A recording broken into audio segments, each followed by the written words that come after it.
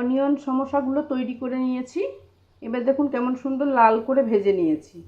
এবার সমোসাগুলো আমার সব ভাজা হয়ে গেল, মানে পেঁয়াজ দিয়ে সিঙ্গাড়া, অনিয়ন সমোসা। এবার একবার আপনারা করে খেয়ে দেখুন, কত সুন্দর লাগবে, ভীষণ ভালো খেতে।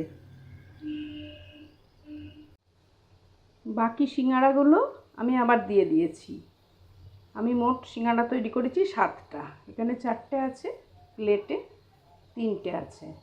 আমার 3টে ভাজা হয়ে যাওয়ার পরে আমি এইগুলোকে আবার দিয়ে দিলাম। এগুলোকে ভালো করে লাল লাল করে ভেজে নেব। বিকালবেলা চায়ের সাথে একদম জমে যাবে অনিয়ন সমোসা। এর কিন্তু একটা 3 কোণা আছে ঠিকই, এর ভাঁজ আছে কিন্তু 5টা না 6টা ভাঁজ আছে। দেখবেন, এই দেখুন একটা ভাঁজ, এই দেখুন একটা ভাঁজ। আমরা বড় লম্বা করে বেলে নিয়ে সেইটাকে এইভাবে বানাতে হয়। অনিয়ন সমোসা বানানোর নিয়ম দেখলেন আপনারা কেমন করে আমি তৈরি করলাম। তৈরি করুন, আপনারা তৈরি করে খান, আর বেশ মচমচে করে ভেজে পরিবেশন করুন। আর এখন তো বৃষ্টি পড়ছে, বর্ষাকালে, কফি আর সিঙ্গাড়া, বিকেলবেলা কফি হবে আর সিঙ্গাড়া হবে। এগুলোকে আমি এবার লাল করে ভেজে নেব। আমার শেষের এই 3টে সিঙ্গাড়াও ভাজা হয়ে গেছে।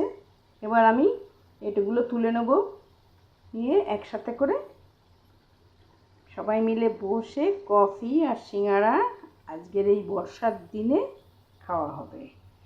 আপনারা করে খেয়ে দেখুন কেমন লাগে, কমেন্ট করে জানাবেন আমার এই সিঙ্গাড়াটা কেমন হয়েছে। শেয়ার করতে একদম ভুলবেন না, যাতে সবাই তৈরি করে খেতে পারে। সেই জন্য শেয়ার করতে হবে, অবশ্যই একটা লাইক করবেন। তৈরি হয়ে গেল আমার অনিয়ন সমোসা। দেখুন কত সুন্দর হয়েছে, আর ভীষণ মচমচে, একদম খুব মচমচে। এই যে ওই এমনি আলু দেওয়া সিঙ্গাড়ার মতো কিন্তু এটা খেতে হবে না, এটা একটু অন্যরকম হবে। এটা একদম একটু মচমচে ধরনের, শক্ত ধরনের। আপনারা তৈরি করে খেয়ে দেখুন, ভীষণ ভালো লাগবে।